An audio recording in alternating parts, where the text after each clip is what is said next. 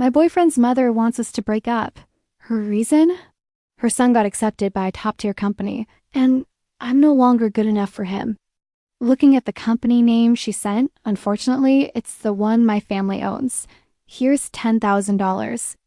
Leave my son as soon as possible. His mother placed a stack of bills in front of me. I was stunned. My boyfriend and I had planned to get married next month. We were perfectly fine when we met last week. Why force us to break up now? Anhe, what exactly are you implying? I won't return the necklace you gave me. Gifts are hard to take back. Consider this money as payment for it. Staring at his mother's shrewd face, I sneered inwardly. She wants me to break up with her son, but refuses to return my engagement gift. My diamond necklace cost over $100,000, yet she's trying to fob me off with $10,000. Her little scheme is quite clever. Money doesn't matter to me. I just want to know why. Under my relentless questioning, his mother finally answered, her face darkening. My son just got hired by a top real estate firm. You're uneducated and unemployed. Do you really think you're a match for him? Her humiliating words struck me like lightning. When we last met, she'd asked about my job. I downplayed it, saying I didn't have steady work. Was this why she looked down on me? Before I could explain, she rose impatiently. With lightning speed, she shoved the cash from the table into her purse, her gaze as repulsive as if I were a plague.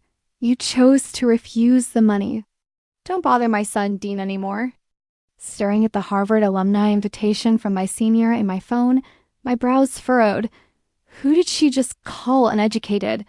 Despite his mother's awful attitude, we'd been together for 2 years. I still wanted to hear his side. I tried contacting my boyfriend, only to find he blocked me outright. How ruthless. After the breakup, I lay around like a zombie for 3 days. Until my best friend couldn't stand it anymore, came over in person and yelled me awake. After my epiphany, I took my bestie and drove a luxury car to the city's biggest mall. She dragged me into a famous luxury boutique. The moment we walked in, she suddenly shoved me hard. Isn't that your ex-boyfriend? I glanced over and spotted Dean sitting on a sofa not far ahead with a pretty girl beside him. They were acting all lovey-dovey, whispering constantly, just like a couple in the honeymoon phase. 3 days after breaking up, and he's already holding hands with another woman while shopping. Not even a rocket could move that fast. Total cheating scumbag. My friend's voice was loud enough for Dean and the girl to notice us. Dean stormed over to me, his face dark. Cynthia, we broke up. You're shamelessly stalking me here? How pathetic can you get? I laughed bitterly. I'm so jealous of your face. It's thick as a brick. Dean's dismissive expression made it seem like I was lying. When he spoke to me, his nostrils practically flared to the ceiling. Are you planning to tell her you're here to spend money? With your broke family, how could you possibly afford it? My dad's motto is, keep quiet and make big money. He specifically warned me never to mention our wealth when dating, which is why Dean always assumed we were poor. Seeing the smug girl peeking out from behind Dean, I finally understood why he'd suddenly turned so vicious. He was trying to impress his new girlfriend by stomping on his ex to prove his worth. This scumbag really plays the ugly but flamboyant card, with tricks up his sleeve. Seeing my silence, Dean called over a sales assistant and pointed at me. This woman can't afford to shop here. Keep an eye on her. If anything goes missing, she'll have to pay for it. The sales assistant eyed me up and down, frowning at my simple attire. Before she could speak, my best friend rushed over with the store manager. The manager greeted me with a broad smile and utmost courtesy. Miss Cynthia, why didn't you notify me of your visit? As our esteemed VIP, your exclusive VIP suite awaits on the second floor. Please follow me. I shot a glance at my ex and the green tea girl beside him, the looks on their faces. Truly worse than eating shit. Under their staring eyes, I strode confidently into my exclusive VIP room in my flip-flops. In a great mood, I waved my hand and casually bought 7-figure worth of merchandise.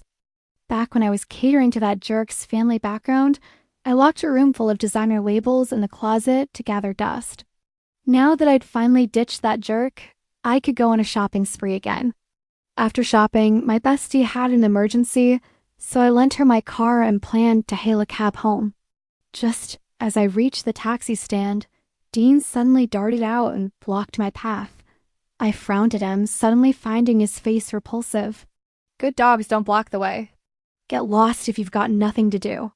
Cynthia, you've got some nerve. You're always pretending to be something you're not. Hiring a store clerk to put on a show? I never knew you were such a good actress. Dean stared at me with utter contempt. I hadn't expected him to be so disgusting. He deliberately waited for me at the entrance, and when he saw me come out empty-handed, he assumed I hadn't bought anything, that it was all an act. I sneered coldly. Didn't you know VIPs get delivery service? Right, how many luxury items could he possibly afford? You sure know how to put on airs. Someone that rich taking a cab here? Was he out of his mind? Who says rich people can't take taxis? I seriously doubted my judgment back then. How could I have ever been attracted to this piece of trash? I thought his mother sabotaged things, but now it's clear like mother, like son. He's no better. I stayed silent, not bothering to respond. He mistook my quiet for guilt and gloated triumphantly. I'm warning you, stop harassing me. Molly is the real deal rich, beautiful, and white. Next to her, you're just an ugly duckling. I advise you to know your place. I hailed an empty cab. Before getting in, I turned back and gave Dean a faint smile. If freeloading tastes so good, help yourself, just don't stuff yourself silly. He probably didn't expect such a sharp retort. Only after I was seated did I hear Dean's furious reply. Cynthia, you're just jealous? Jealous? My ass. I was bursting with joy, practically ready to burn incense at my ancestors' graves. Thank goodness my ancestors protected me, letting me see this jerk's true colors early. It's not too late. I pulled out my phone, ready to delete every last trace of this scumbag. Just then, I saw a message from his mom. This is the prestigious company Dean is joining. I'm sending it to you so you'll know your place. A pheasant will never match a phoenix. The moment I opened the company profile she sent, I nearly choked on my own spit. What a coincidence. It was my dad's company. Who would have thought the top-tier firm Dean and his mom raved about was actually my dad's run-down real estate company, the one I'd been dismissing for years? Back when I graduated, my dad kept pushing me to join the company as a manager, wanting me to carry on the family business. But I hated the lack of freedom and turned him down. I'd even planned to have Dean take over as manager after we got married. Turns out his mom was dead right. A pheasant can never match a phoenix. At the high school reunion, I went after the class president's persistent invitations. Just as I found an empty seat in the private room, the classmate across from me asked gossipfully, I heard you and Dean are getting married soon. When's the date? Will you invite us old classmates? Dean and I were high school classmates who unexpectedly reconnected after college. He pursued me for half a year before we finally got together. We broke up ages ago. A sudden voice drew everyone's attention. I turned to see Dean appear behind me, arm linked with Molly, who was dressed to the nines. Let me introduce you to my fiancée, Molly.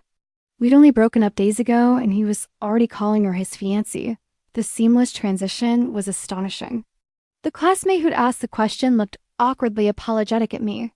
You don't mind if I sit here, do you? Molly smiled elegantly, her eyes brimming with defiance. I tilted my head. If I mind, will you not sit? Molly's face froze instantly, her expression turning ugly. Cynthia, why do you act like a mad dog, snapping at everyone? Dean yelled at me in frustration. I looked at him in alarm.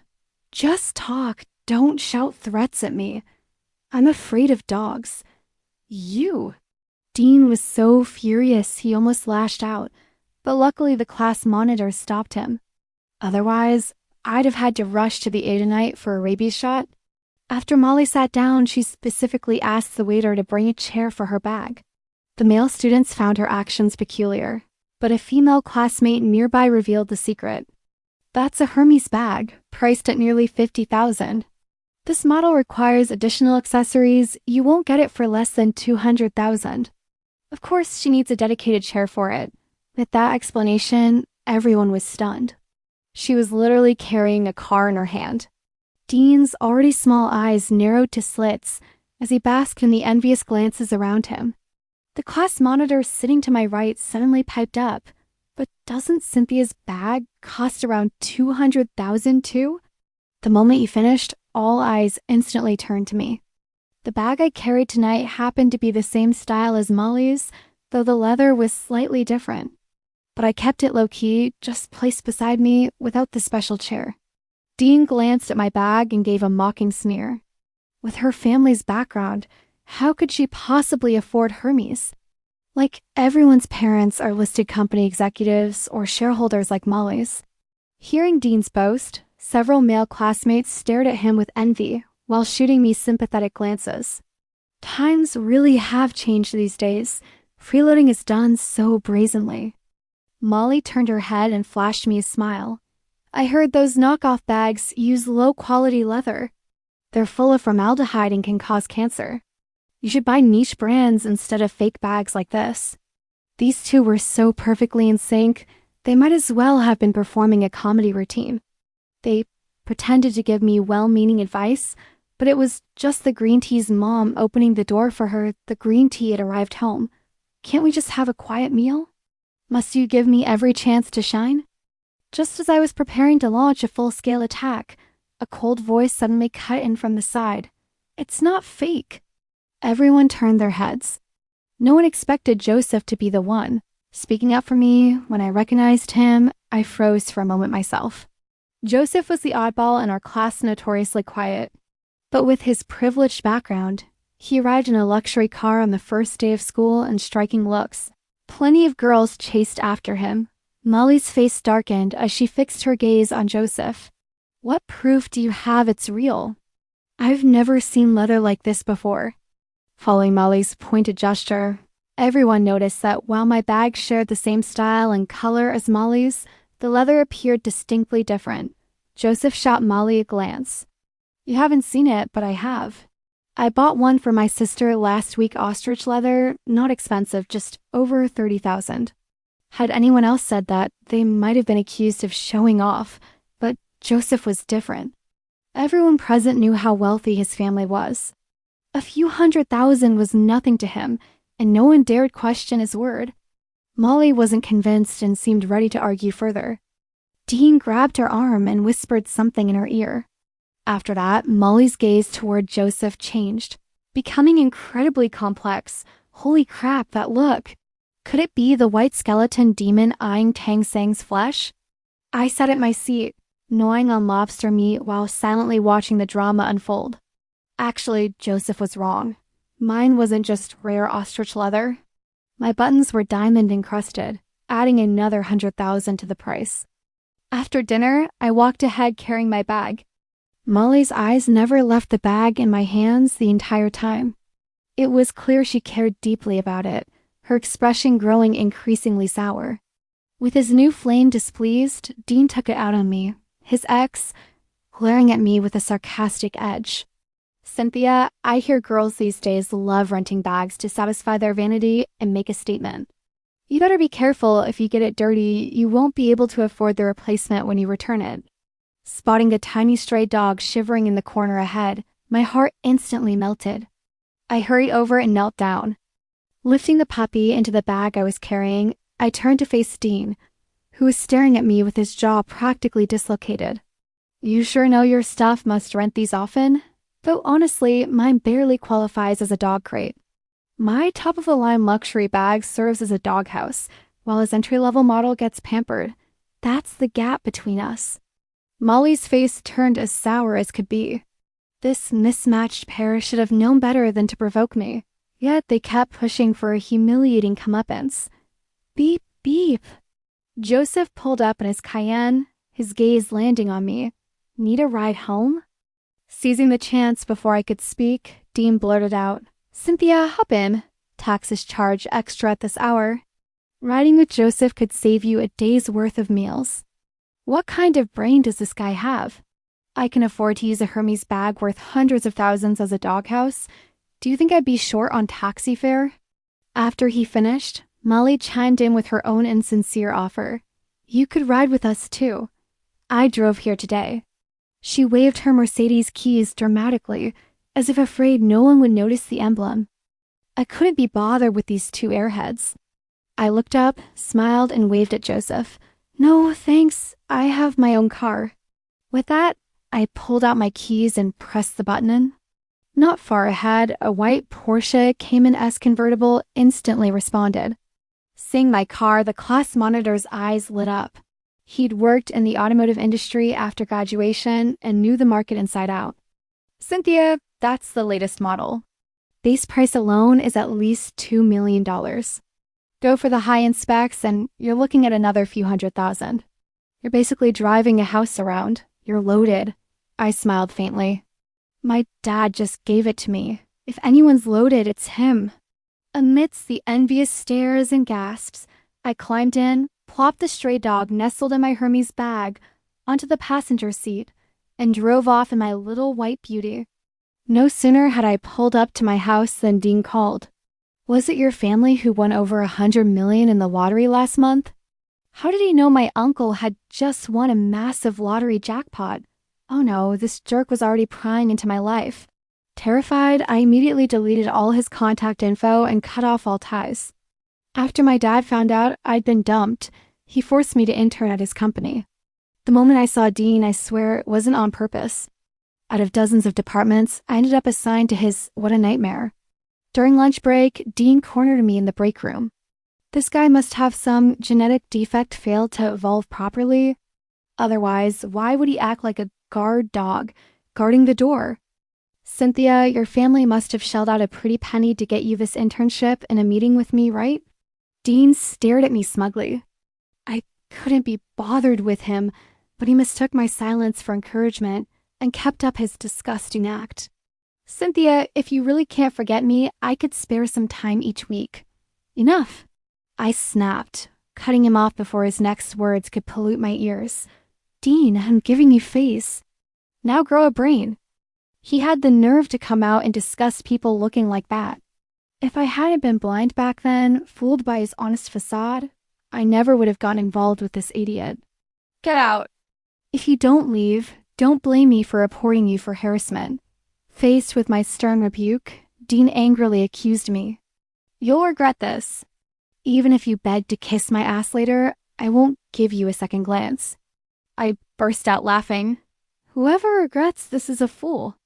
Disgusted by Dean, I skipped lunch altogether. The team leader assigned me to deliver documents. I swiftly grabbed the papers and took the elevator to the 8th floor secretary's office. "Excuse me, where do we file documents for the PR team?" A deeply impatient voice came from the left. "Are you blind? Look for yourself. These interns nowadays, each one worse than the last. Who knows what connections they pulled to get into this company?" The familiar voice caught my attention. I looked up and scanned the left side. Dean's new fiancée, Molly, was leaning back in her office chair, her nail-polished fingers tapping as she ranted. Perhaps sensing my gaze, Molly suddenly looked up. Her eyes widened slightly when she saw me. "What are you doing here?"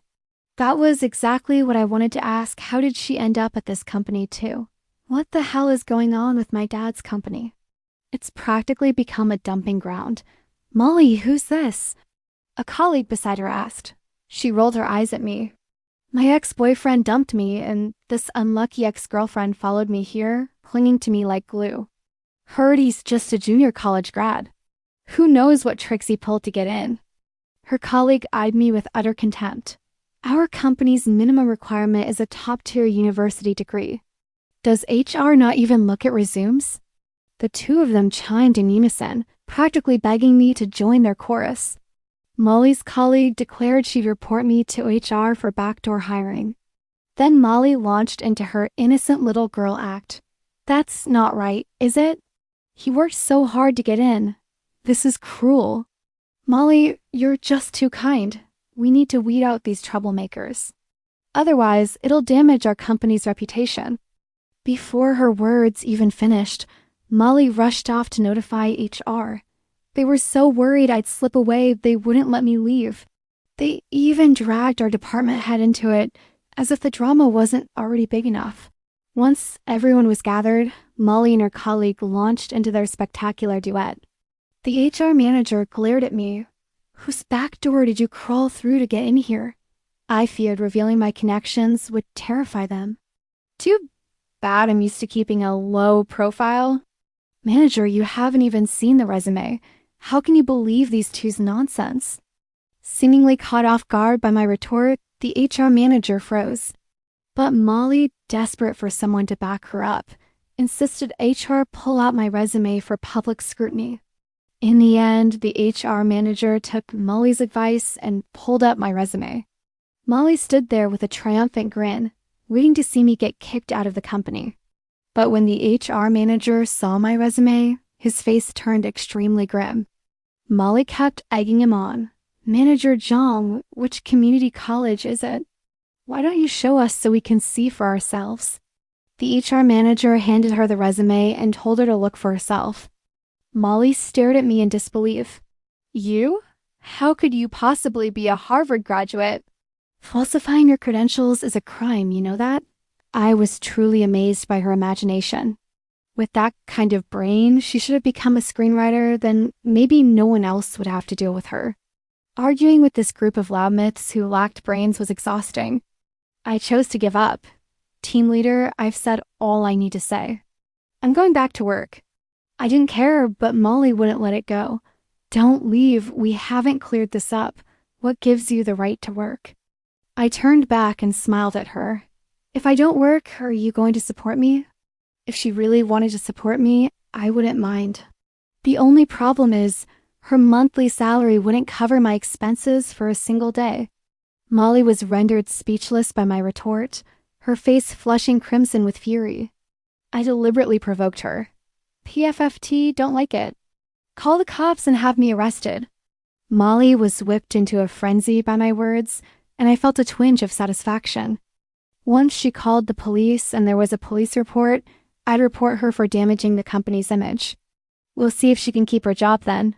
What's all the commotion? The abrupt voice drew everyone's attention. Hello, Manager Benjamin. The team leader, knowing I was new and hadn't met everyone yet, quietly prompted me. This is our company's project deputy manager. Remember to greet him properly. I looked up and studied him carefully before recognizing him. Senior Benjamin, what a coincidence. Manager Benjamin paused upon seeing me. Cynthia, you're working at our company now? I nodded. He enthusiastically introduced me to those around us. My Harvard undergraduate classmate. Benjamin's words made Molly's face turn an ugly shade of green. With my academic background finally clarified, the team leader led me back to my workstation. I considered reporting Molly for slacking off, but the team leader stopped me. Better safe than sorry. That girl has connections. Rumor has it her uncle is one of our shareholders. Molly's uncle is a shareholder? My dad's company has only a handful of shareholders, all of whom I know personally. None share Molly's surname. Something's fishy here. Take it out on me if you have a problem, but don't pick on Molly. Dean stood before me, his face flushed with anger. How dare he stand there so brazenly, spouting such nonsense? Dean, you couldn't wait to dump me and climb onto Molly's coattails? Wasn't it because her uncle is a shareholder? Faced with my accusation, Dean didn't even try to hide it. Since you should know your place. You and Molly, you're worlds apart. I calmly pressed on. So you got into the company because of Molly too? Dean clammed up slyly, but his expression gave him away.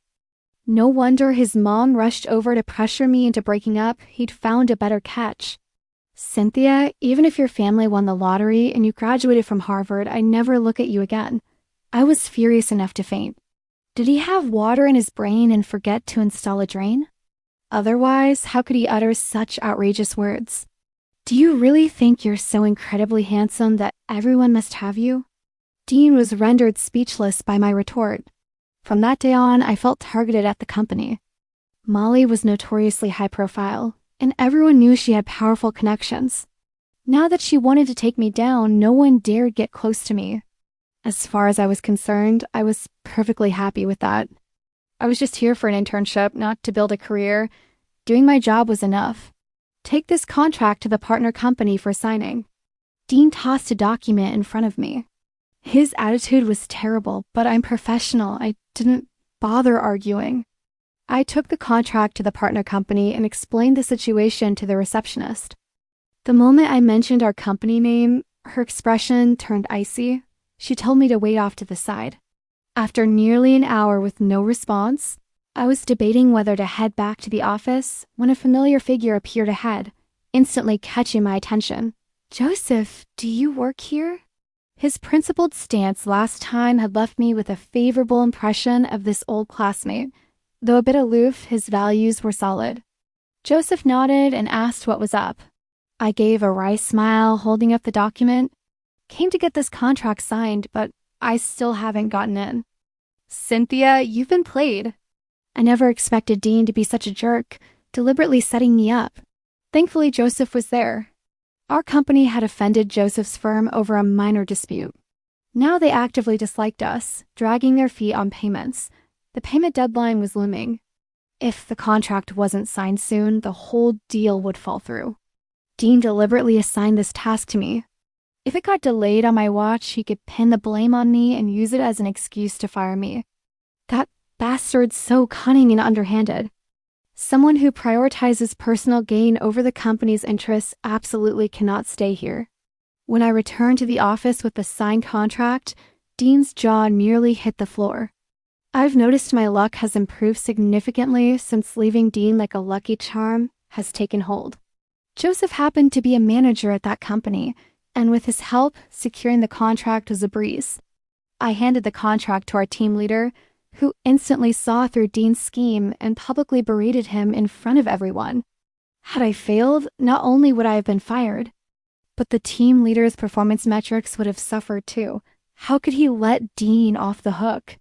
Having pulled strings to get hired, Dean's actual skills didn't match his position. He kept making mistakes at work while I, not long after joining, was constantly praised. Gradually, my standing within the team far surpassed Dean's. The team leader would rather assign tasks to me, an intern, than to Dean, a full-time employee. This infuriated Dean. He'd roll his eyes at me every day instead of focusing on work. I'd love to suggest he see an eye doctor, but I'm afraid he'd mistake it for me being infatuated with him. "Dean, Cynthia, you're loaded now, right? Loan me some cash and I'll add you back as a friend." What sewer drain failed to seal, letting this filthy creature crawl out and pollute my eyes? And he has the nerve to ask me for money? "Isn't your rich, beautiful girlfriend loaded? Go ask her." "I don't have any." When I refused, Dean immediately turned sarcastic. "The biggest difference between you and Molly is that you're cheap. That's why I broke up with you." "Me? Cheap?" When we dated, I always paid for meals. During holidays, my gifts to him were never less than 4 figures. His most expensive gift, never more than $99. He loved scrounging cheap trinkets from dollar stores to give me. And he has the nerve to call me stingy? Go ask Molly for money, she's the generous one. Why bother me? With that, I walked away without looking back. Couldn't be bothered with this idiot. Later, I learned from a colleague that Dean borrowed money to give gifts to Molly's relatives. Our team leader was up for promotion, and he wanted to use the opportunity to climb the ladder. He even promised the colleague who lent him money he'd repay double afterward. I'll be damned if I don't see what kind of gift he's giving that could get Molly's relatives to promote such a bum. This was the perfect chance to root them all out and cleanse my dad's company of this blood. After work, I got a call from my dad. He asked me to go back to our hometown with him tomorrow for the weekend. Apparently, a distant relative had invited us for their birthday celebration. At the birthday banquet, my dad was immediately pulled away by a group of relatives for a chat. I hadn't been back in ages and didn't know anyone, so I found a corner to sit alone.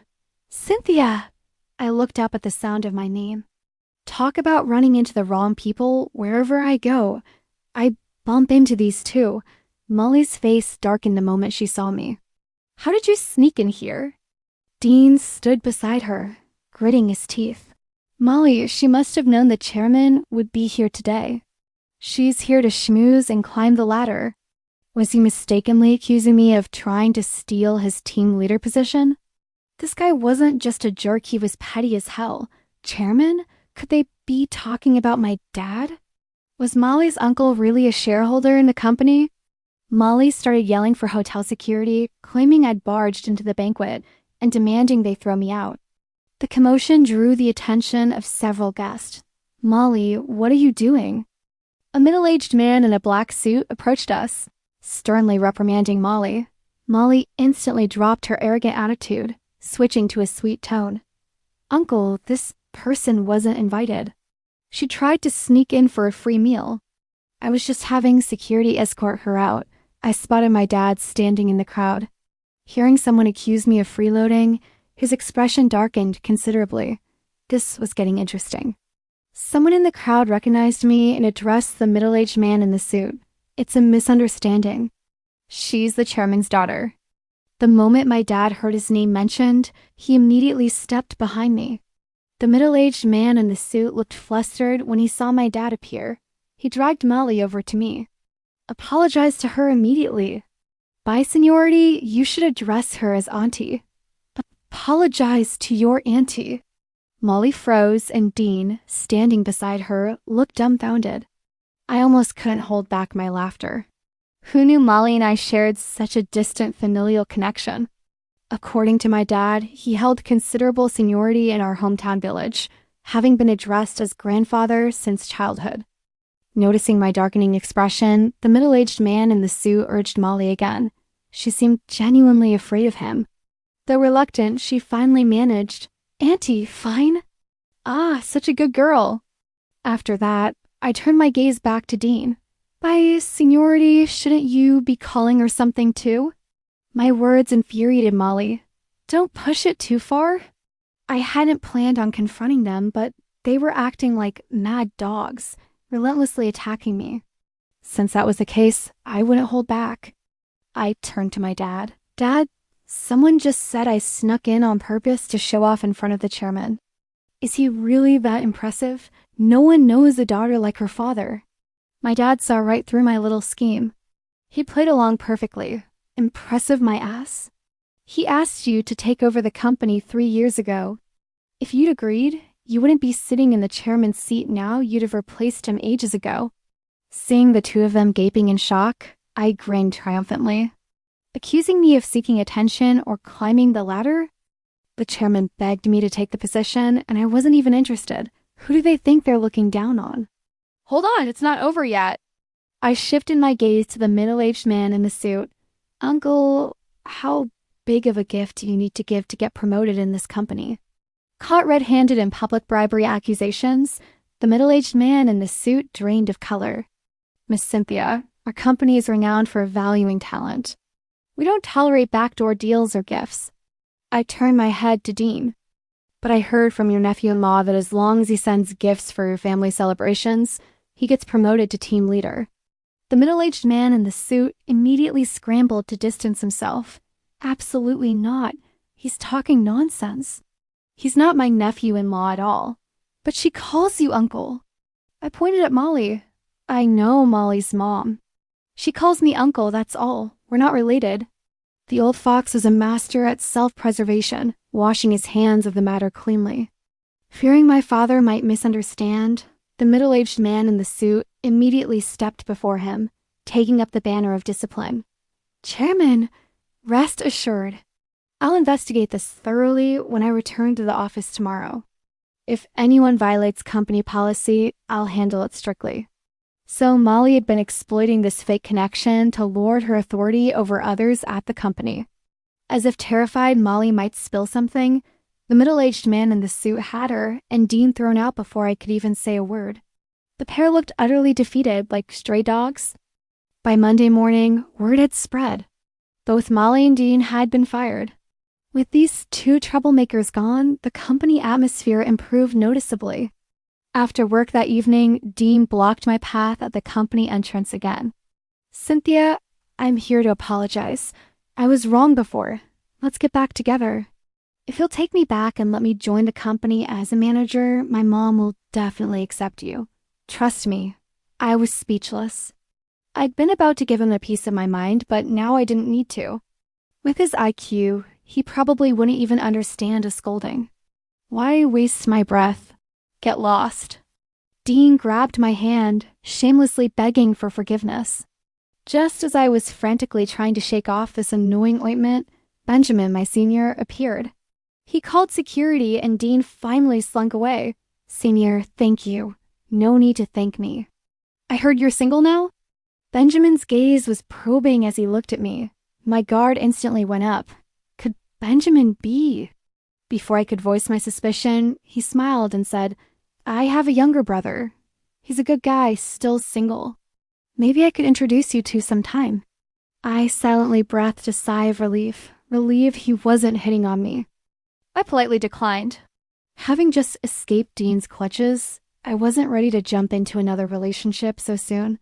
He didn't press the issue, thoughtfully seeing me to my car and only leaving once I was safely gone. My daughter-in-law was wrong before. Come back home. I promise I won't look down on you anymore. I just gone downstairs to throw out the trash when Dean's mom caught me off guard. She grabbed my hand, her eyes fixed on the house behind me. This apartment complex your dad bought it for you to live in, right? Seeing the greed in her eyes, I nodded, wanting to see what scheme this old woman was cooking up. Exactly. Once you marry Dean, you'll transfer this property into my name. I won't live with you, I'll give you your freedom. She had the nerve to say that.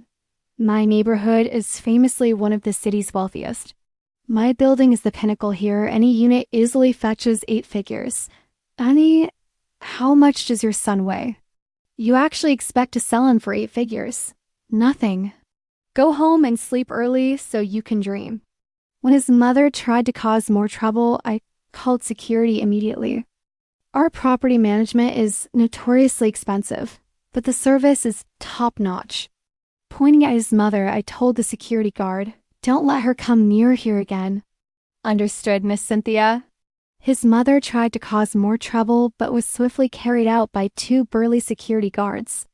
That evening, the class monitor called me, asking if I'd lent Dean any money. Only then did I learn Dean had deceived Molly, this rich, beautiful girl, by claiming his family was wealthy from property demolition. While pursuing Molly, he showered her with gifts. Molly mistakenly believed he was wealthy, which is why she agreed to date him and arranged for him to join my father's company. In reality, all that money came from online loans Dean had taken out. His family was completely destitute. His mother's last savings, meant for her funeral expenses, had been swindled away by wire fraud. He thought marrying Molly, this rich and beautiful woman, would be his ticket to the top. But it turned out Molly was also swindling people under the guise of being a relative. His dream of climbing the social ladder shattered, yet the debts remained. Now loan sharks are hounding him, threatening to chop off his limbs if he doesn't pay. Desperate, he's scrambling to borrow money to cover the hole. When Molly learned the truth about Dean's family, she dumped him immediately. Dean refused to accept it, dragging his mother to confront Molly's family only to have his leg broken in the fight. Hearing this, I burst out laughing. Truly, what goes around comes around. After relentless persuasion from Senior Benjamin, I finally agreed to meet his younger brother. It wasn't exactly a blind date, more like making a new friend. At 7 p.m. sharp, I arrived at the agreed-upon restaurant. From afar, I spotted a guy in a white shirt sitting at table 8 by the window. I walked straight over. Hello, sir. Getting all formal now? The familiar voice made me look up immediately. I gasped in surprise. Joseph? Why are you here? And you're Benjamin, Senior? Joseph gave a rare soft chuckle. That's my brother. What a coincidence. For some reason, knowing it was Joseph made me secretly breathe a sigh of relief. From our previous interactions, I always thought he was a decent person. Though quiet by nature, he was decisive and responsible. Most importantly, his values were solid. The awkward dinner suddenly became more interesting. There was even a minor incident. Midway through the meal, a middle-aged, bald man with a double chin and a woman in a strapless dress approached our table. Mr. Joseph, what a coincidence. Never expected to run into you here. Joseph looked visibly annoyed, his brows furrowing. The bald man seemed oblivious, shoving the woman beside him toward Joseph. Mr. Joseph, this friend of mine says she's your classmate. Since we've run into each other, why don't we all join the meal? Only when the woman looked up did I recognize her. It was Molly. Her heavy makeup and flashy attire nearly made me miss her. Gone was the image of the wealthy, beautiful woman I remembered. She now carried the aura of a nightclub hostess. Molly recognized me too. A flash of surprise crossed her face. Her eyes filled with jealousy and rage. Her entire expression twisted into a hideous grimace. Joseph's expression turned icy the moment he recognized Molly. We're not close. Don't bring that kind of woman around me, she brings bad luck. With that, he pulled me up to leave, as if terrified of being entangled. The moment we walked away, a loud slap echoed behind us. When I turned to look, Molly had already fallen to the ground in disarray. She clutched her face, her eyes red-rimmed, yet dared not utter a sound. The balding middle-aged man pointed at Molly without mercy, hurling abuse. You slut! You claim to be Mr. Joseph's classmate. You've disgraced me completely, you unlucky piece of trash. Seeing my curiosity, Joseph shared what he knew. After that reunion, Molly learned about Joseph's family background and used some tricks to get his contact info. While stringing Dean along, she tried to seduce Joseph, harassing him repeatedly. Later, Joseph had someone warn Molly and her parents. Only then did Molly back down, too scared to cause any more trouble. Through this, he also learned some details about Molly's family. Molly's mother had some entanglement with a shareholder in my father's company when she was young. It was through her mother's help that she got the opportunity to join my father's company. But later, she offended me. To protect himself, that shareholder kicked her out of the company. Without her mother's backing, Molly lost her source of pride. Her family also faced investment troubles. To cover the deficit, her parents traded Molly away as a bargaining chip to this middle-aged bald man. Rumor had it he was already on his third marriage, treating Molly merely as a socialite to parade around. At the slightest displeasure, he would either beat or berate her. With her family's vulnerabilities held hostage, Molly had no chance to resist. She dared not offend him further, forced to obey obediently. Following such a man, her life was utterly ruined. Joseph dropped me off at my building. As I prepared to go upstairs, he suddenly grabbed my hand. I turned back, puzzled, looking at him. He seemed somewhat awkward, stammering for a while before finally managing to say, "Why don't we give it a try?" I paused, then smiled and gave him my answer. "Sure." Hearing my response, Joseph froze for a moment before a smile spread across his face. The cool night breeze swept by, yet it couldn't dispel the sweetness fermenting in the air. He suddenly stepped closer, boldly pulling me into his embrace under the soft, warm glow of the street lamp. His chin rested lightly on my hair, and the heart pounding against his chest, through the thin fabric of his shirt, beat powerfully against my back, silently confessing his agitation. "I thought you'd refuse," he murmured in my ear, his voice carrying a barely perceptible tremor. I lifted my face from his embrace and gave him a playful wink. "Well, if you hadn't spoken up, I might have really gone upstairs to bed." He smiled softly, his eyes brimming with unwavering affection. He released the embrace but took my hand again, slipping our intertwined fingers into the deep pocket of his coat. "Now then, may your admirer request the honor of walking you to the door?" Moonlight stretched our shadows along across the path to the elevator, each step treading to the romantic melody called Beginning. In this moment, the wind tasted sweet, starlight felt soft, and all the seasons yet to come seemed suddenly worth anticipating because of this decision.